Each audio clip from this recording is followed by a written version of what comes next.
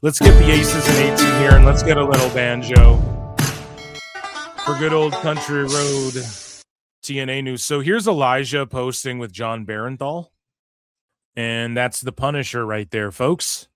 So that's awesome. We had teases from EC3. Here's a little promo from EC3, a top 1% production. Let's play this and see if you pick up the line that he says about crossing a line potentially. And he left NWA. He announced that.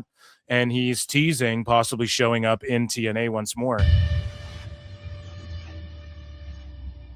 But no one asked if I actually left. Everybody wants the comeback story, but nobody wants the work that makes it real. The ritual, the routine, the righteous vanity, hostility-driven self-actualization. 3% body fat, 97% aura. Do the math. It adds up. It adds up. Identity isn't discovered. It's built. Rep by rep. Scalp by scalp. Control your narrative. Remember who you are. Yeah, so he's doing this whole thing where he's turning back into the 1%. And I think TNA is gearing up to bring EC3 back, which is pretty crazy. Wrestling is not fake! The greatest wrestler alive. EC 3-time world champion. God mode awakened. Exile taught me what acceptance never could. How one turns isolation into a Bronze Age blood vendetta. Born into privilege? Easy. Forced through rosters, Hall of Famers, and legends? Easy too. If you're me, the top 1% isn't just an aesthetic. It's the line most won't cross. Now, I'm okay with him going back to this because he's sort of told this story throughout all the feds he's been in of this evolution of this character and whatever. So I'm okay if they bring him back. However, well, let's talk about some other people they brought back or that they're bringing back and have re-signed. They re-signed Hometown Man.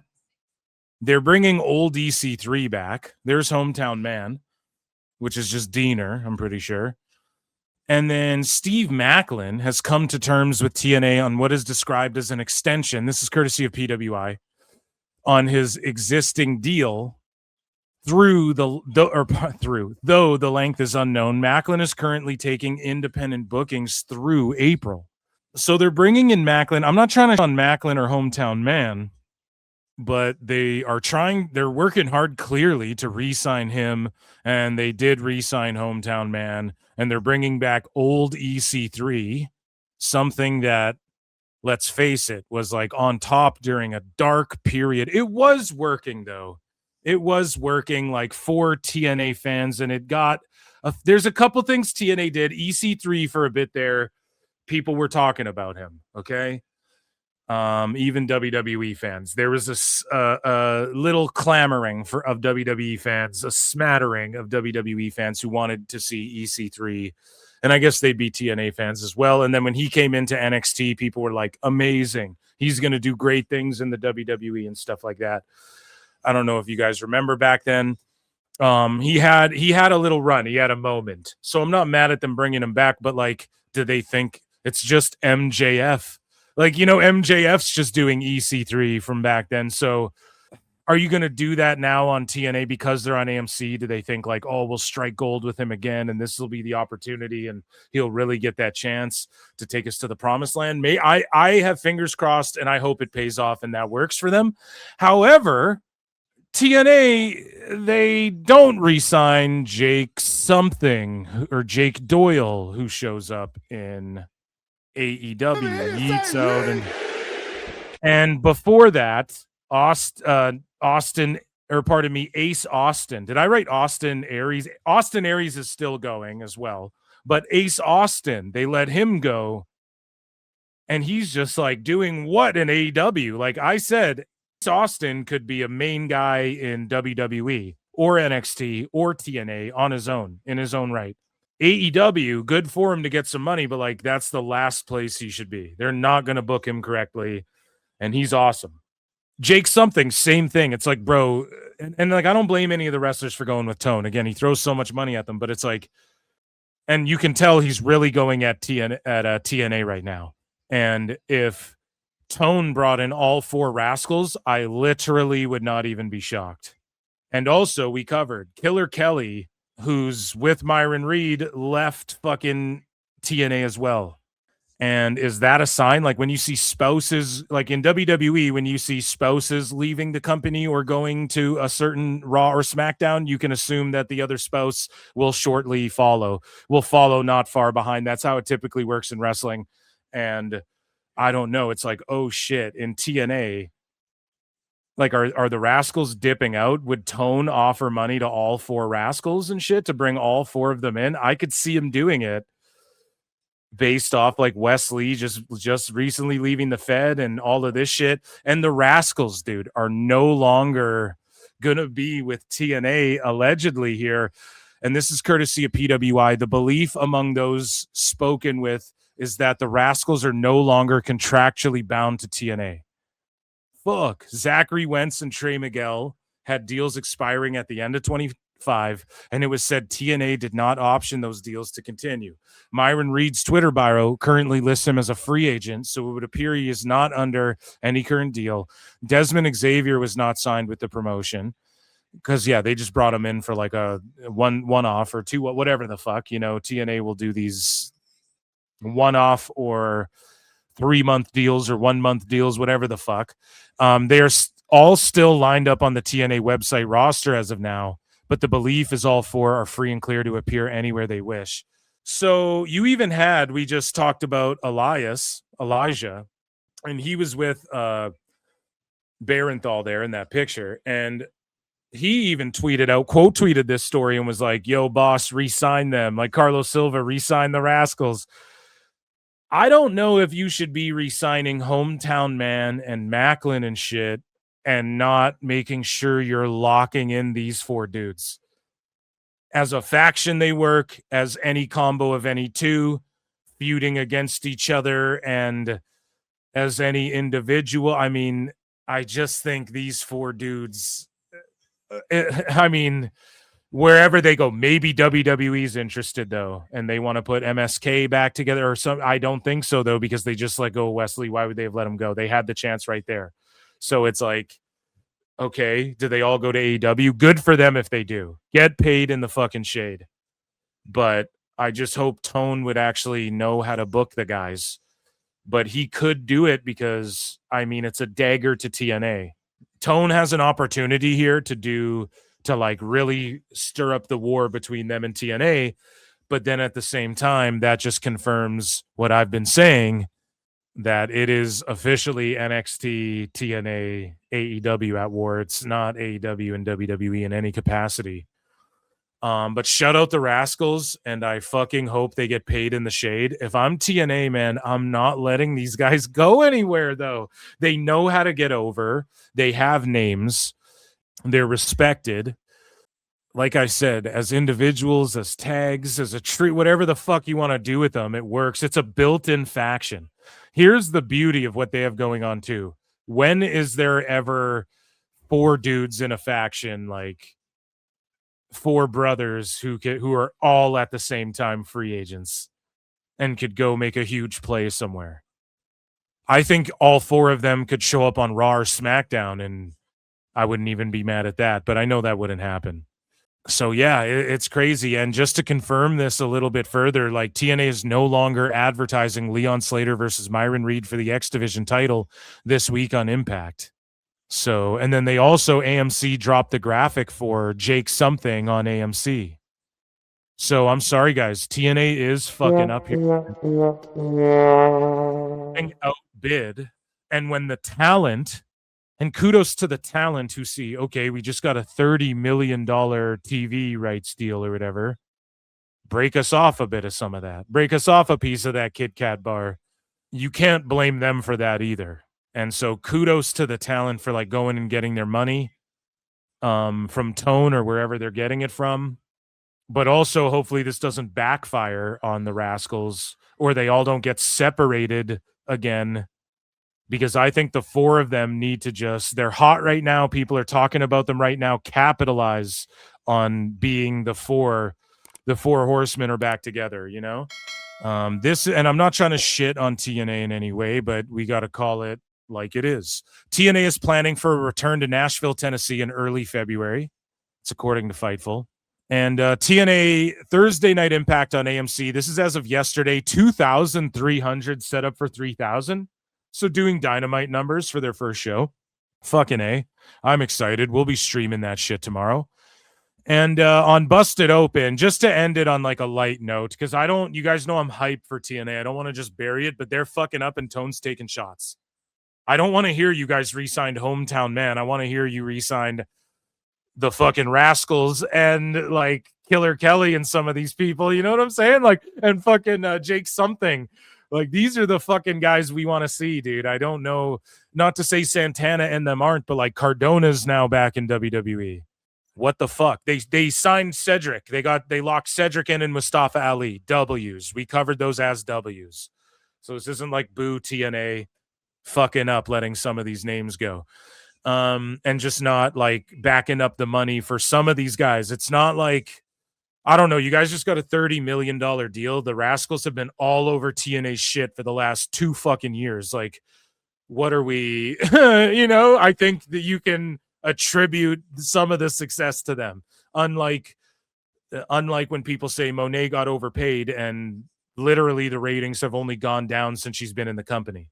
And it's not a one-to-one correlation to her, just like all of the success of TNA isn't one-to-one with the Rascals or any combo of the two, but it's like, what the fuck, you know? Jake Something's been grinding in TNA. He never really made it past the X division. Like, come on, man. This is a guy people would want to see on their TVs. Tone's fucking up with him already. Luckily, he's getting paid. But either way, here's Mike Santana, and he's putting over the locker room, which we have done here on this show as well. TNA apparently just has the best locker room, even for a group of folks who they've had a regime change. They still stay tight. They only get together on when they're going to tape TVs and do pay-per-views and stuff. They fly in and go over their shit. They're not doing house shows and stuff like that. So, but they managed to stay really tight knit. And Carlos Silva, one thing he does do, and one thing the roster does do really well. And who knows? We don't know if TNA is fully fucking up. I'm being a little harsh here, but hey, don't hate the player, hate the game, right? But it's like, maybe the Rascals were like, we're just done here. We did everything there is to do here.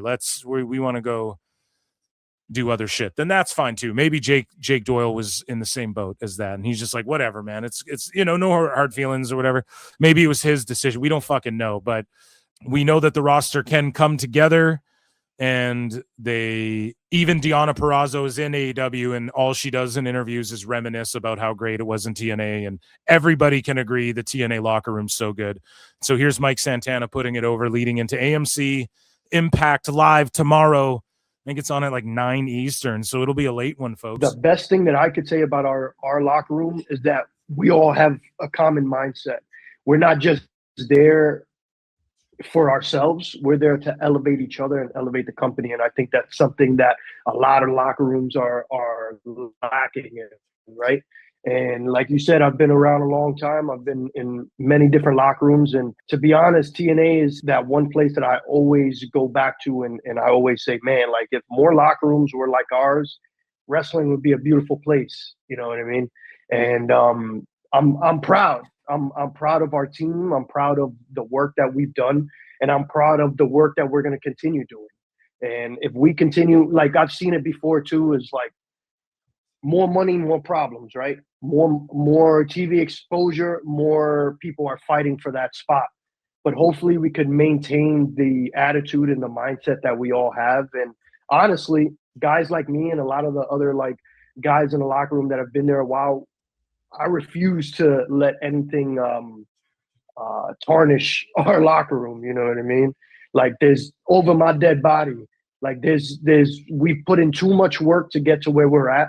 And we're all very protective of this locker room, and that's going to continue. Whoever doesn't like it could go.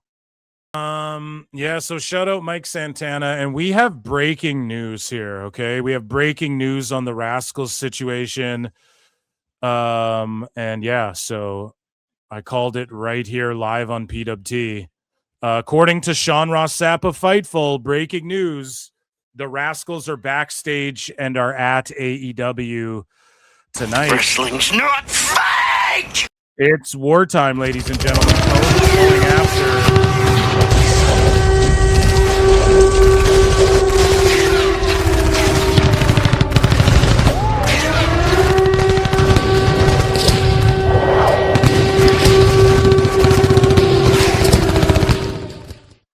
So yeah, Tone is going after the TNA guys. He sees the writing on the wall. Tonight, Thursday Night Impact on AMC. We have some drama, and Tony Khan breaking news. He just unveiled that he's going to be doing this show, and who knows if it's a pay-per-view or, again, it's just some random indie, unless Metroplex Wrestling, some shit I just never heard of, and I should be up on it. Yeah, it's going to be a Global Wars type situation, but we have some news breaking. As first reported by Mike Johnson of PWI, Jody Threat has re-signed with TNA. Good for Jody Threat. Spitfire, they're kind of doing their own thing, but they can always come back to being a team and whatnot. You want to be on AMC with all of Vince Gilligan shit. What's on their Pluribus? And what else? He did like Better Call Saul and Breaking Bad, and I know Walking Dead was on there. That's the same guy, right? Who did Pluribus? I think that's the show. I haven't watched it. Another exclusive breaking, as reported by Busted Open Radio, Nic Nemeth has re-signed with TNA, an official deal. So Dolph Ziggler, it was awesome to see him do a one-off. I'm sure with the partnership, again, he can sell some Ziggler merch. Don't be shocked if he's in 2K26. And speaking of which, and I'm glad that they gave some money to, like, listen, they gave up some guys.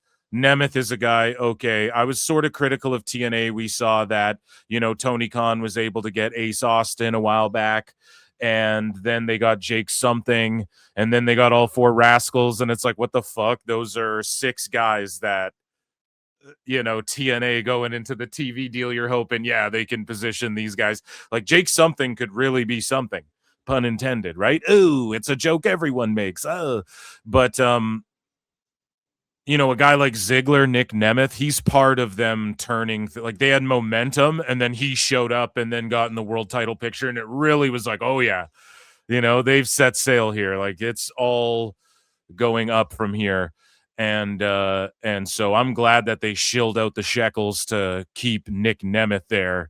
And I'm sure WWE Shop or whatever is down, even if it was just for that 1 week or whatever.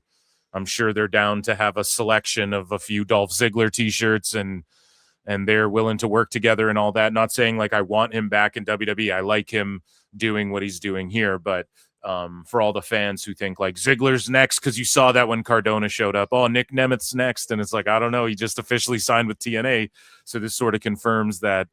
He enjoys his position there, and that Ryan Nemeth is fucking counting his blessings, hopefully, after Nick re-signed. With TNA. Oh, baby, it's official. It is official. So, Nick, we just started the show talking about your star power. When you're on the eve, like we are right now. It's official, and it's exclusive to the Busted Open brand here. Just now, we haven't said anything to anybody, and I've had a great relationship. I've been handshake deal since I came in the door with TNA, and wouldn't go anywhere else. I love it. The work that everyone's put in. The whole front of the show. I said that the front office, president leading by example, Tommy and Hunter behind the scenes, and I am happy to be with TNA, and my contract is signed. Crossed all the T's, dotted all the lowercase J's. And hell yeah. And everything is official now. And that's a joke I do all the time from Wayne's World. Like no brown M&Ms. I'm going to get one of those great, Otani contracts where it's like, it's 26 years. But it's 50 cents a year, and AEW is paying me to go to TNA, and it's great. Yeah, it's gonna be. We're gonna have Bobby Bonilla Day. We're gonna have that with me 25 years from now down the line. Like, you remember? Oh, this is the day where they pay him another $1 million. Yeah, no problem. That's great. Nic Nemeth Day. Nic Nemeth Day. Bobby Bonilla Day and Nic Nemeth Day. We're gonna rival each other in the next 50 years together. Hell yeah, good for him, and his jokes are funny. But it's putting TNA over, like, oh yeah, it's going off. I love it. I love Nic Nemeth. This is good shit. I'm excited. So moving along here, I think there is one other contract. No, so we're checking in with wrestlers, and we'll do some more of that in a moment. But basically, the dirt sheets and Sean Ross Sapp, who's usually on point with the TNA news, and Fightful, they've been going off about this TNA impact like all evening here. And I'm sitting here like, what's going on? Are people trying to sabotage their debut? Like, why are people not reporting on MJF when he returns in the UK and it's taped earlier in the day, but then all of a sudden we got the ins and outs of how this show's going down before it's even gone down? Like, someone, quick, call Fightful. Like, someone's in an office calling fucking, here's an update like every hour. So the first thing is there's somebody very out of left field that TNA is bringing in. I think EC3 is going to show up tonight as well.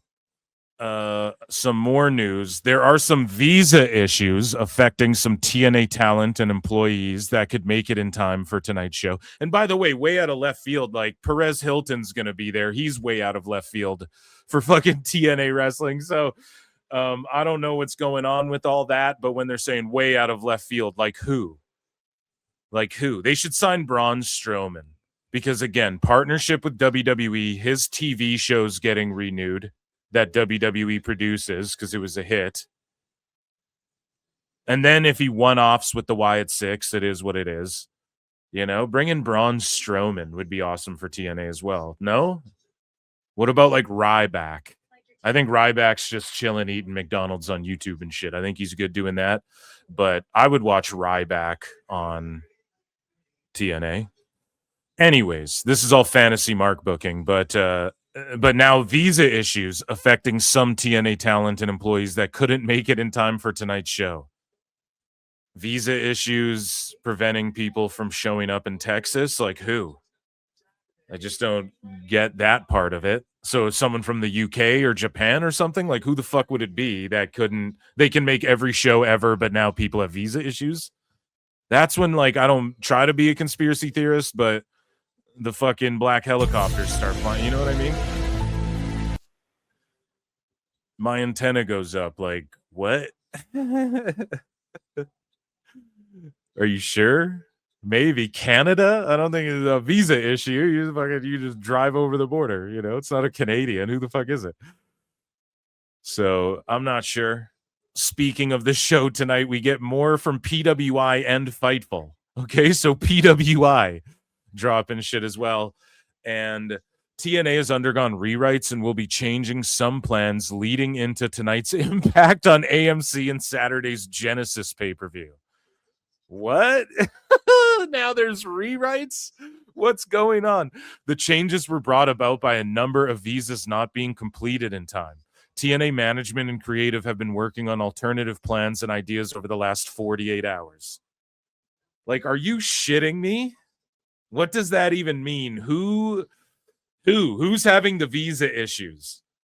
I'm giving terrible analysis on this because I don't even know what to make of any of it. It's all last minute, and it's like, who could it possibly be that would have altered the show? Like AJ Styles his visa's good for Texas. I'm trying to, Mike Santana, Kazarian, they're all good to work in Texas. Whose visa is preventing them from fucking showing up on the show to where they have to undergo major rewrites? I'm sitting here Alex Jonesing with a tinfoil hat on. That's all I'm saying when I hear shit like that and I see shit like that. Speaking of updates, so TNA announces some dates. They're going to go to Nashville, Atlanta, Georgia, and New Orleans. And they're going to do TV tapings. They're not going to be live all the time, which is totally fine. They don't need to be. In addition to AMC Plus, TNA will also be simulcast on TNA Plus to 108 million 8 million people subscribe, guys and gals subscribe to TNA Plus, for all we know. Invisible numbers here. TNA has undergone rewrites. Yeah, so the changes were brought about by a number of visas. TNA management and creative have been working on alternative plans. We read that, but I can't rack my brain around it. I'm just really trying to think, like, look at this card. So the Elegance brand, the Inspiration, maybe. Oh, yeah, it could be the Inspiration.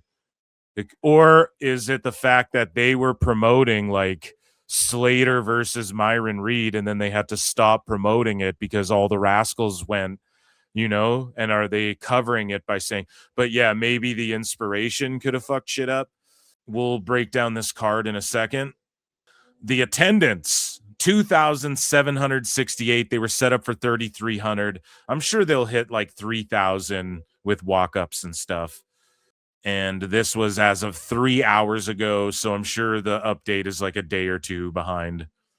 And the last time they were there for a PLE was 4,000 people. So if they hit 3,000 for just an Impact, that's the right trajectory, It's not like, oh, they drew less, like whatever. They were doing a PLE, and this is just an Impact. So they did like a Dynamite attendance. Now, will they keep this up? I don't know. I think over 1,000, but that's what AEW does, and they're the number 2. So quote unquote. So it's fucking 1-to-1. We can compare this shit, right? One of the legends and the Hardys, one of the legends of the game, Matt Hardy, has this to say. And there was like a million of these videos and pictures, so I just bookmarked Matt's because he recently followed PWT. And here's what he had to say about, debuting. And he's been there for a lot of the shit, man. He's been there when TNA was at its lowest, and he helped revitalize it a little bit. He's now here at a peak for TNA. He was in the Attitude Era. He was there when Jeff Hardy, and when he burnt Jeff Hardy's dog alive, allegedly, in some of the lulls of WWE, So here's Matt Hardy and his take. Or it's just a plug. I didn't watch it before. I just quickly bookmarked it. Tonight's the night. TNA Thursday Night Impact debuts on AMC at 9 p.m. Eastern Time, 8 Central. And I am dedicating myself and Jeff and Elijah's match tonight to my family, to my wife, who on this date I have known now for 15 years. This is our 15-year anniversary of meeting. Thank you so much for being an amazing mother. Thank you for being an amazing wife. Thank you for giving me 4 beautiful children, Maxwell, Woofy, Barty, and Evie. I love you guys so much tonight. Our match and our victory is dedicated to you. I love you, everyone. Check out TNA on AMC. Tonight's the night. Hell yeah, that rules. And that, ladies and germs, was TNA news before this show gets underway. Brought to you by patreon.com/ProWrestleTimes, where all of my uncensored, unedited streams are. That's so lame to say, but it is the truth, right? YouTube makes you clip shit out. Sometimes, especially when you be playing the clips, when you're EFAPing as much as we do here. So coming off of what was noted as a rough AMC debut, TNA on Impact, which I don't know, man, I'm not hating on it that much. There's a lot of constructive criticism to be made, and like the production, you could tell they're doing shit on the fly. The taped shows, like TNA's always benefited from a taped show. If you go back even like a couple years ago in PWT, I would say like, their pay-per-views, sometimes you can tell like that they really benefit from doing a taped show, but I would always put their camera guys over and shit. They always know where to be. I don't know, man. I think that they put a solid effort in, but it was TNA. I think they should have treated it more like one of their average tape shows where they're telling story and progressing shit and da-da-da, instead of sort of blowing everything off. And then the story is all of these contracts are gone and who are they going to sign? And one instance of that, or two, perhaps, twinsies, the Inspiration, Cassie Lee and Jessica McKay, or what are their names? Billy Kay and Peyton Royce. Is that their names? Did I just nail them all? So the Inspiration, the Iconics have finished up with TNA. They have gained interest from companies outside of TNA. Obviously, I mean, Sean Spears is in the Fed. The Iconics could realistically add depth to the tag team division in WWE. I just see them going there. What are they going to go to AEW? Like, their fans clown on wrestlers like the Iconics and Inspiration. They're not out there like the greatest wrestlers in the world, but they're incredibly attractive. They're very funny. They know how to sports entertain, and they can wrestle, but it's, they wrestle at an acceptable level to where it's like, okay.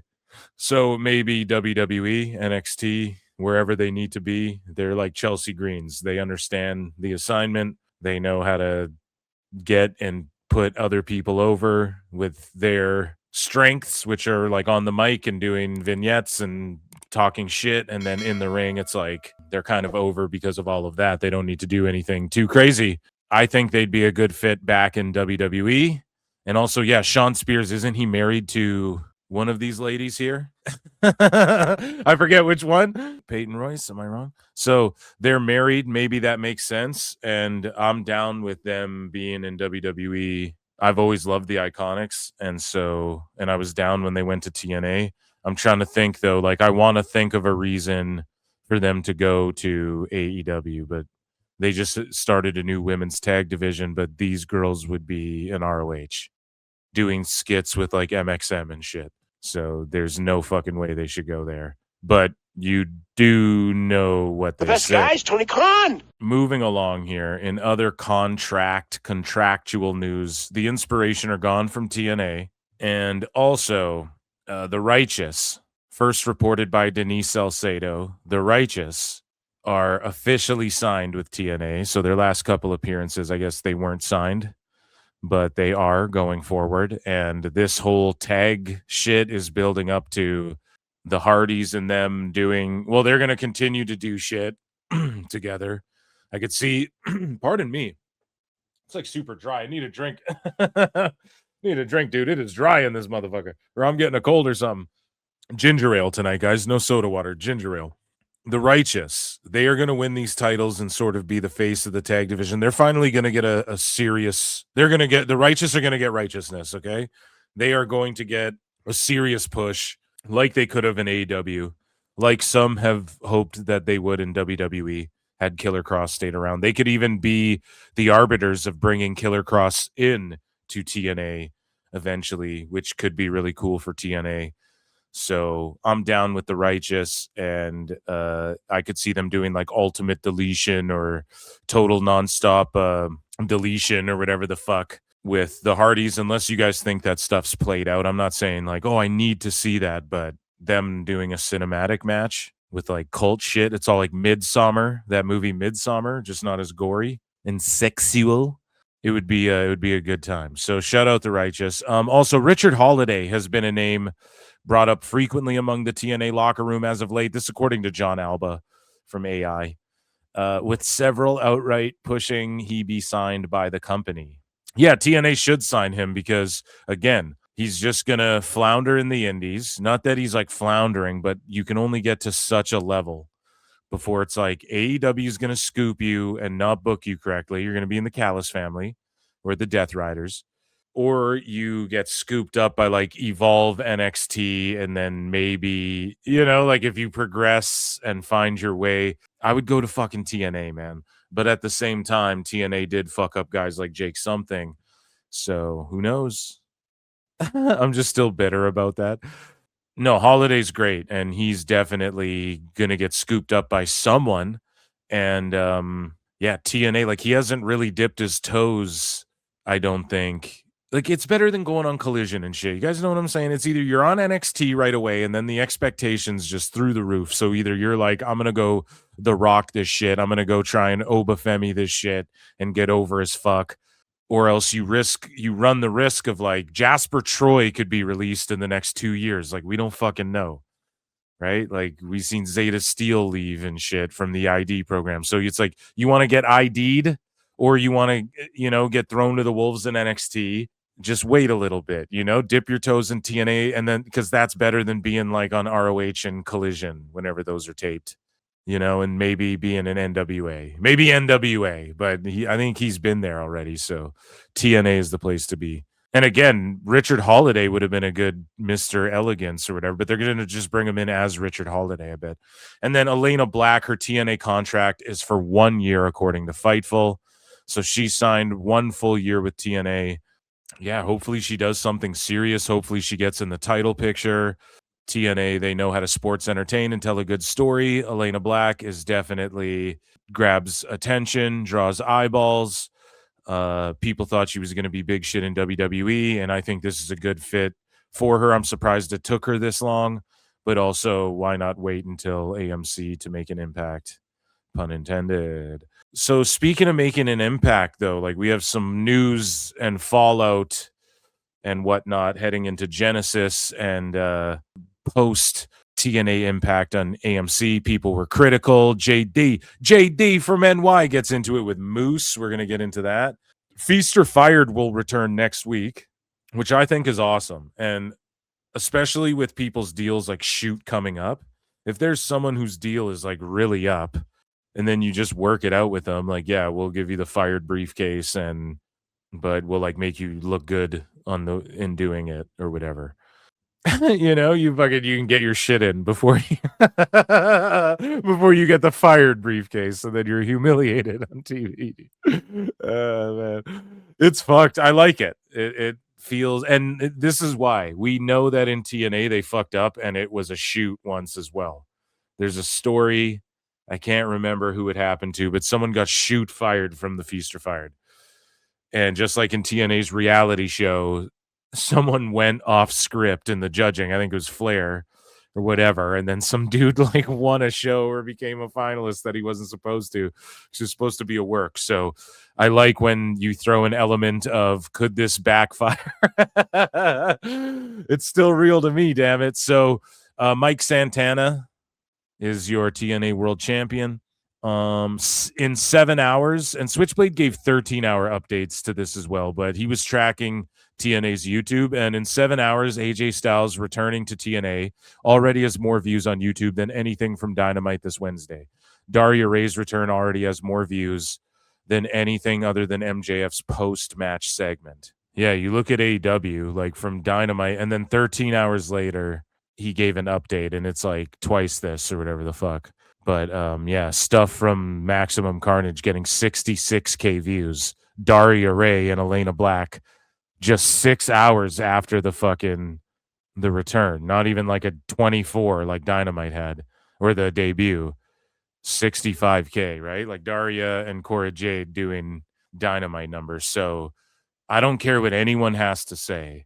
I don't give a fuck what all these bozo shit hack pundits. The infrastructure of AEW. What infrastructure? They go to empty fucking buildings and just waste a bunch of money on it because it's quote unquote convenient for Tony and his wrestlers to have their own dressing rooms. Why?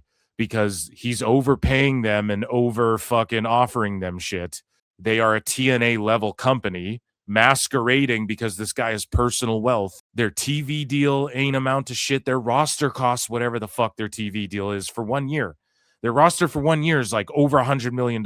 People have cracked these numbers, right? And all we have is invisible, if invisible people on Max, 500,000 invisible people we can't even see are watching on Max. Okay, then they are within discussion of possibly being the number 2, or it's so stupid. It's the dumbest shit ever. I can't wait to get Impact ratings, which I don't think will come out until probably next week, no? Do we have the AMC ratings? And plus, like, AMC was crashing. TNA Plus was crashing. So we could sit here and be like 800,000 million watched on TNA Plus. What could Dave or anyone do to dispute that? I don't give a fuck what anybody has to say. It's the perception is everything. The YouTube numbers are similar. TNA Plus has it's like probably doing better than Honor Club and shit. Like, who the fuck has Honor Club?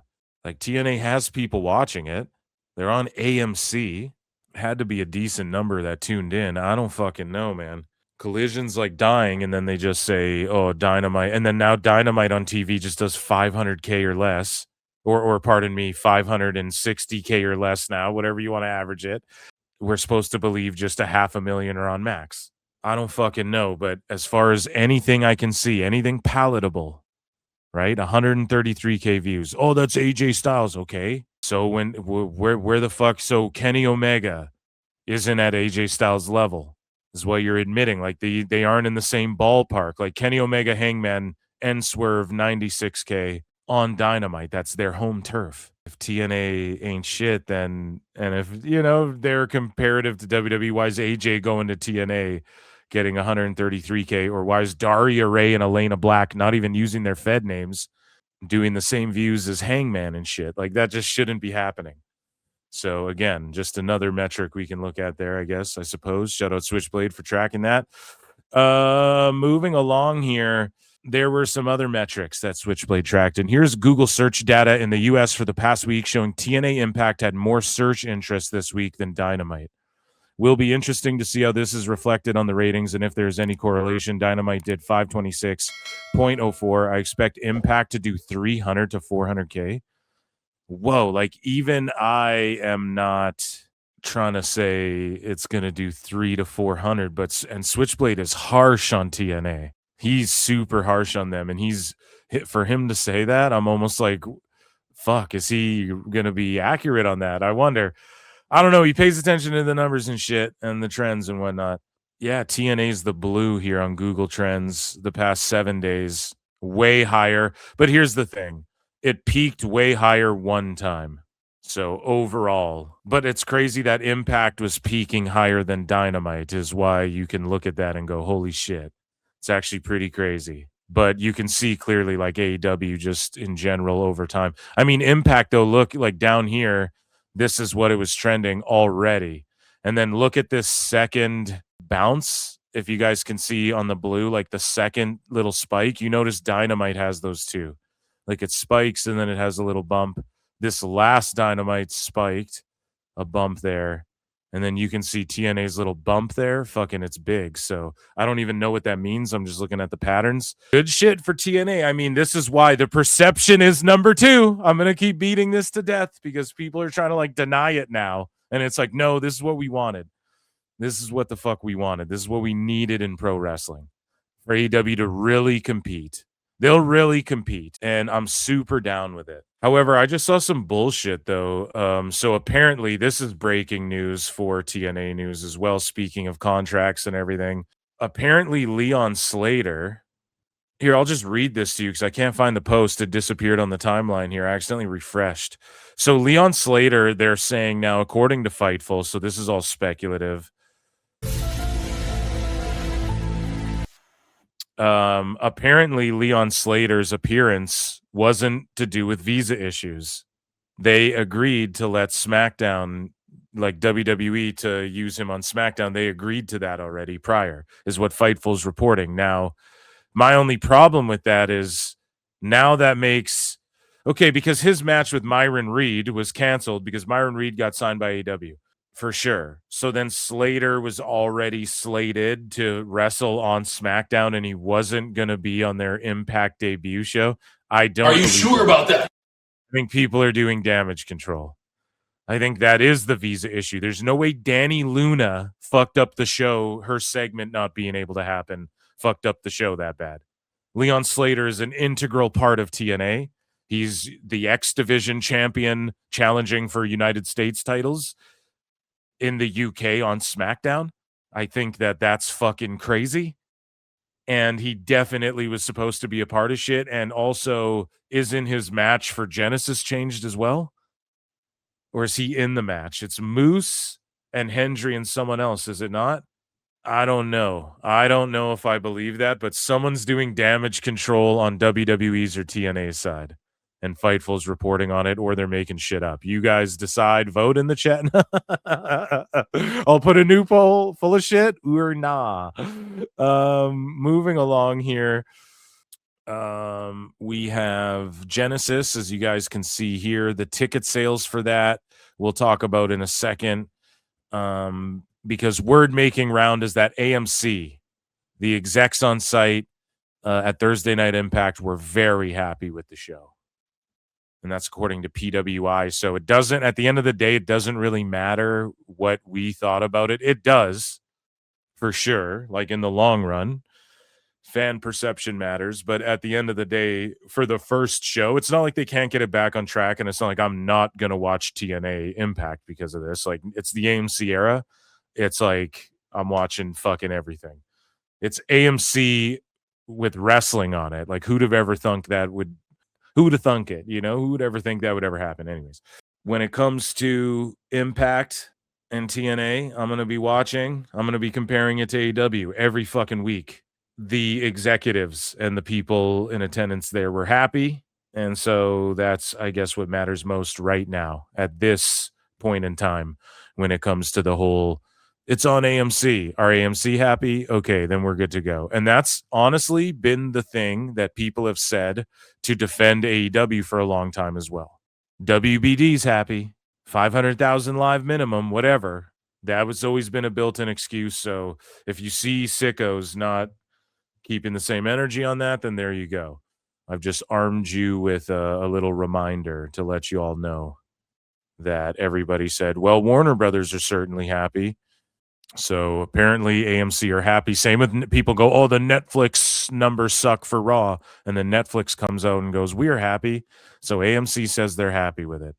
Now, all of these people are going to say they're happy with these big fucking investments that they invest in. But again, maybe AMC looks at this as like a long-term play. Like, you have to think they're looking at wrestling and going, okay, look at the longevity of the WWE.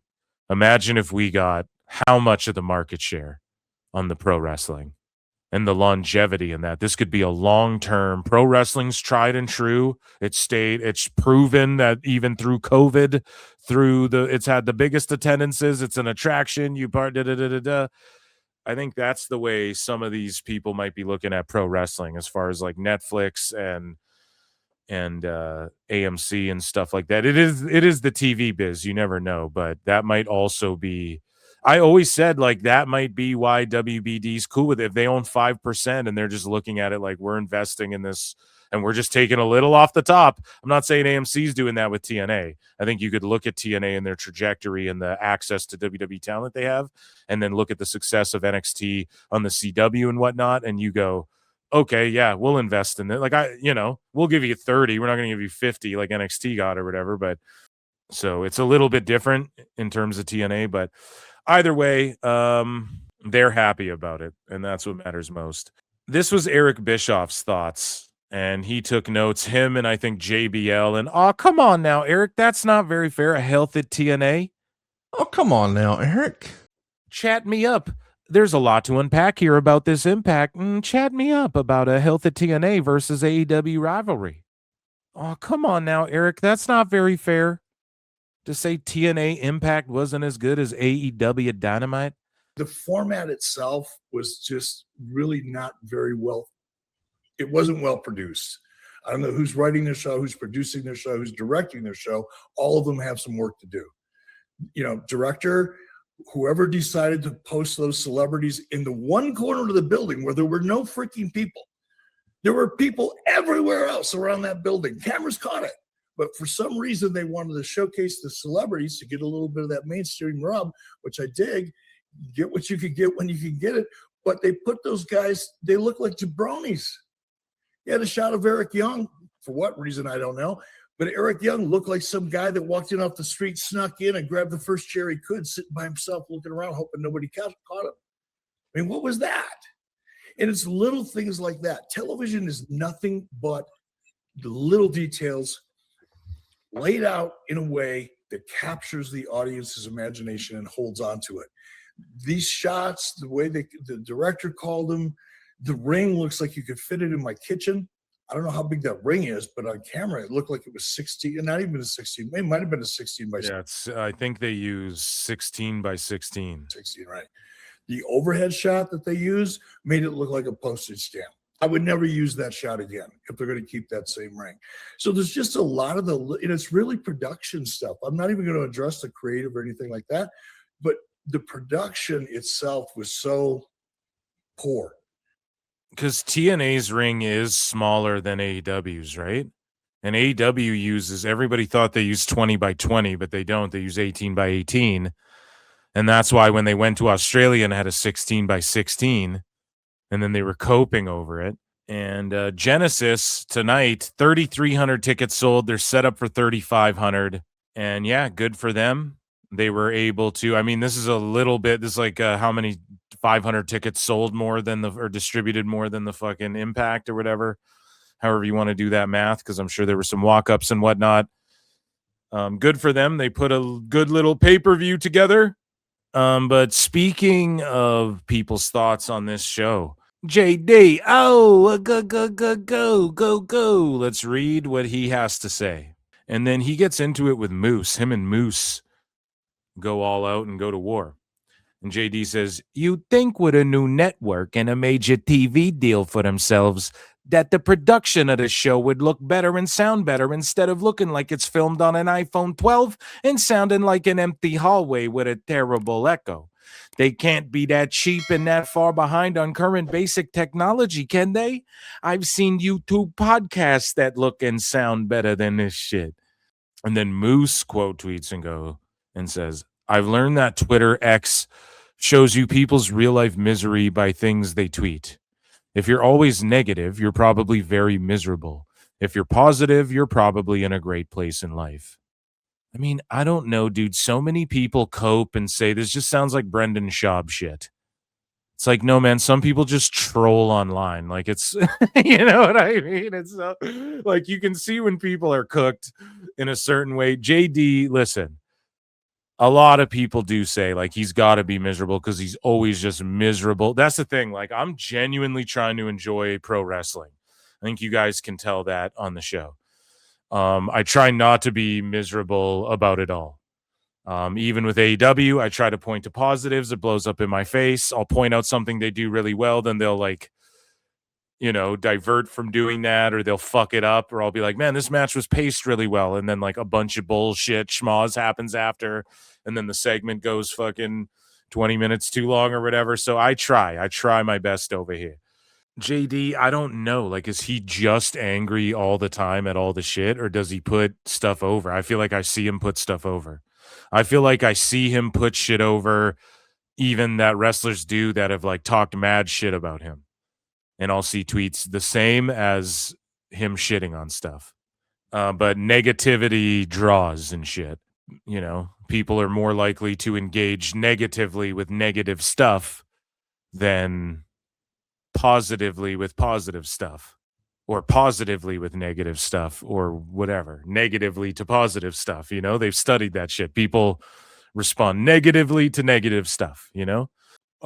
So Moose, like, yeah, I mean, I'm sure that's true, but also, like, when we're talking about people critiquing shit, this is the whole thing. Like, you can find a tweet from everyone. Moose has gone on Twitter and been like, "Oh, this airline sucks ass," or something. Like, I guarantee you, he's been like, "Man, Arby's sucks." Like, everybody goes and just says what they like and don't, and say what they like and don't like on social media. That's all it fucking is. So he's a wrestling pundit. Who gives a shit if he's shitting on it, you know?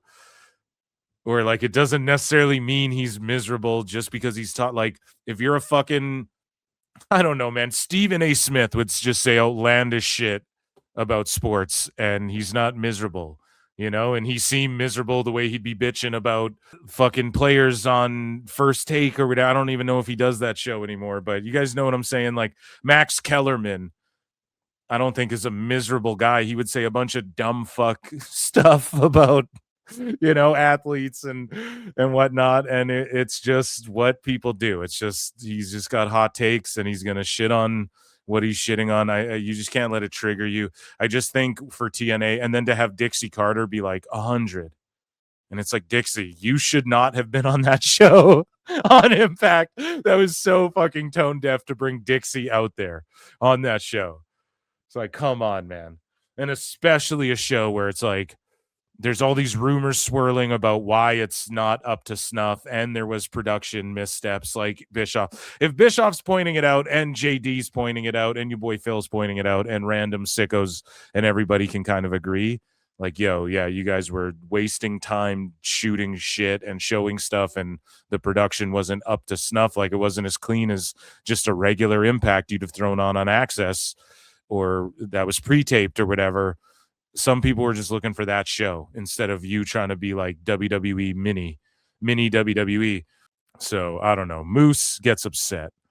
And then JD responds, "Oh," he goes, "I was told today TNA doesn't shy away from criticism." Okay, JD, who the fuck told you that TNA doesn't shy away from criticism? I would love to know who told him that.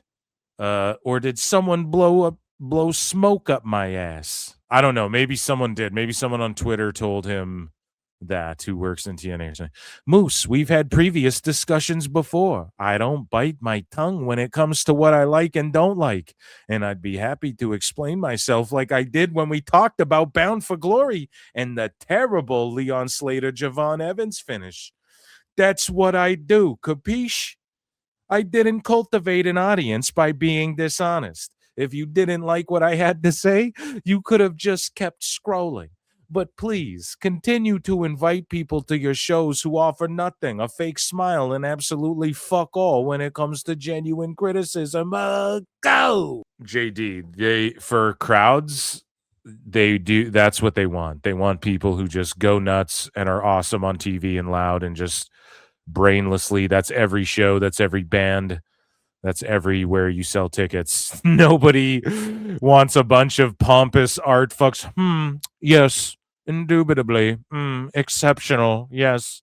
No, nobody wants that. So I think JD's off on that. Keep inviting people to your shows who just like stand some shit. No, that's who goes to show. That's who you want at your shows. Right? So I don't know. I think he's off on that one. I just think that's a weird thing to throw in.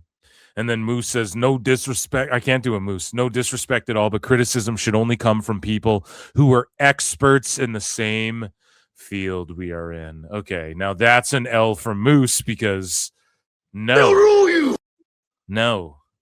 you don't have to be an expert filmmaker to be like, this movie shit.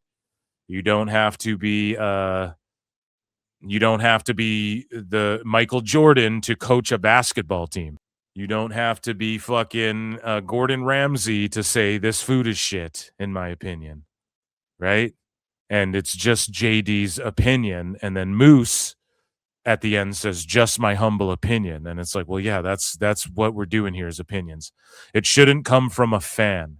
It shouldn't come from a guy, and it should come from fans. Fans tell you what they like and what they don't like.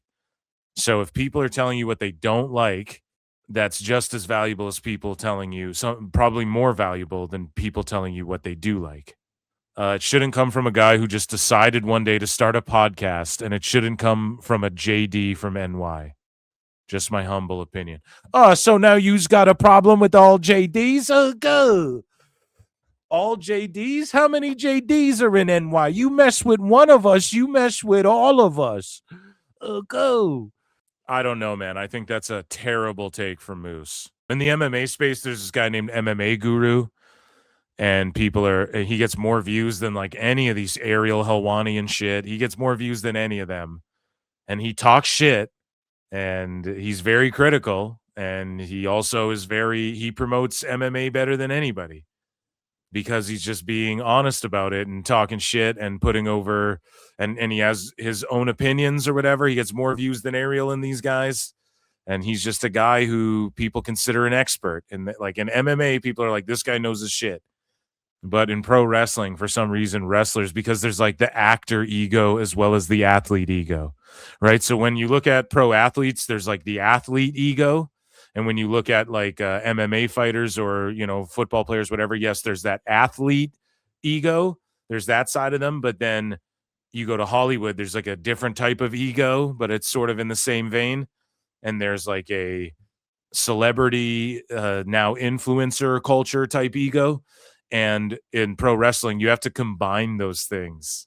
So that's why I think wrestlers, I don't know, maybe I'm just psychotic, but that's my psychoanalysis of why pro wrestlers get so offended, and you just see them spurg out more, it seems like, than any other, team sport or whatever. And MMA toes that line as well, because it's very much like an individual. You get a lot of that in any individual sport.